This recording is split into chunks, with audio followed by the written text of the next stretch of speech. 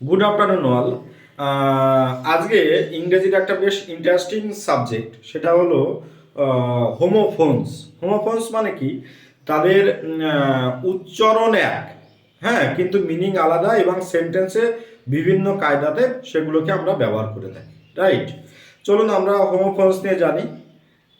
আচ্ছা, আমি এখানে 3 জোড়া হোমোফোনস লিখেছি এবং এগুলোকে চেঞ্জ হচ্ছে এবং মিনিংগুলো পুরো আলাদা। আমরা দেখি প্রথম হোমোফোনস কি, মেট আর হচ্ছে মেট।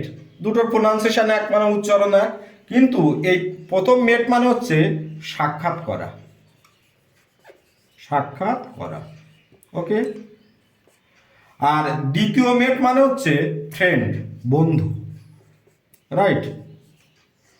ওকে, তাহলে আমরা মেট দিয়ে একটা সেন্টেন্স লিখি প্রথমে। উপরে কেমন হবে? I met my friend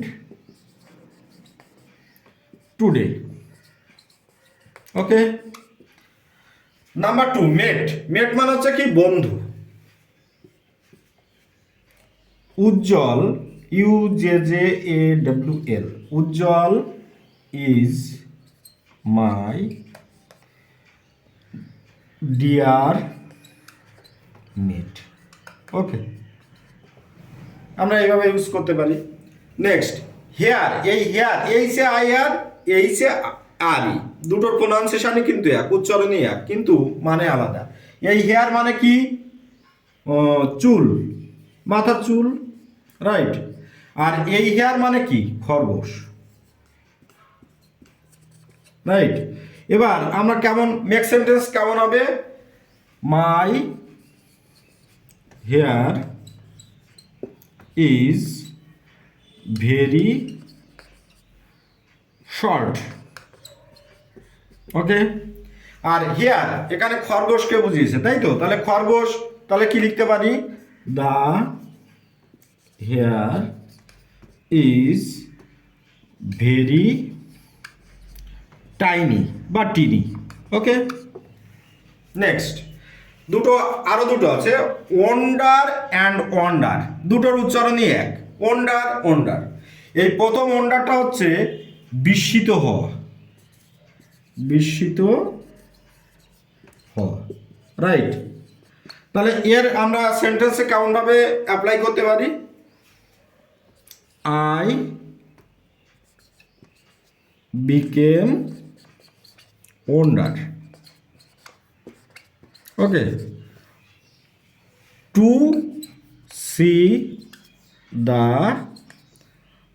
Taj Mahal, বা তাজ লিখতে পারি। Next, wonder. এই ওয়ান্ডার মানে হচ্ছে উদ্দেশ্যহীনভাবে ঘুরে বেড়ানো। ওকে, উদ্দেশ্যহীন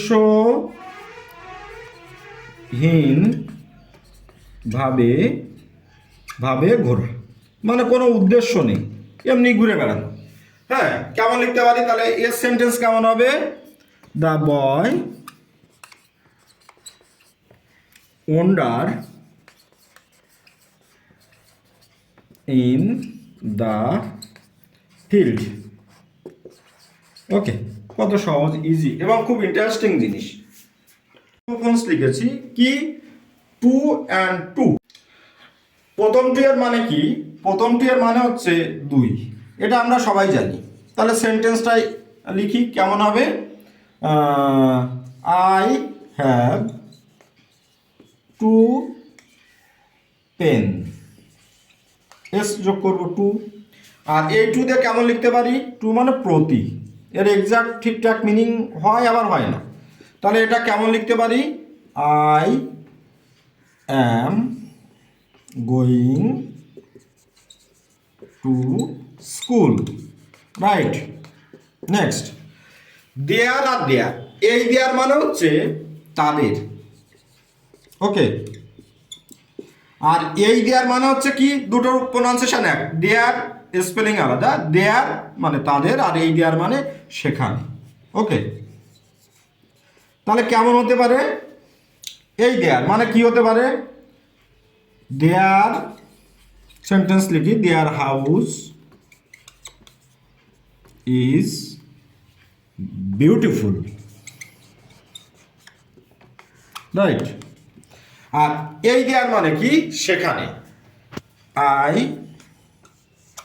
গো দেয়ার উইথ মাই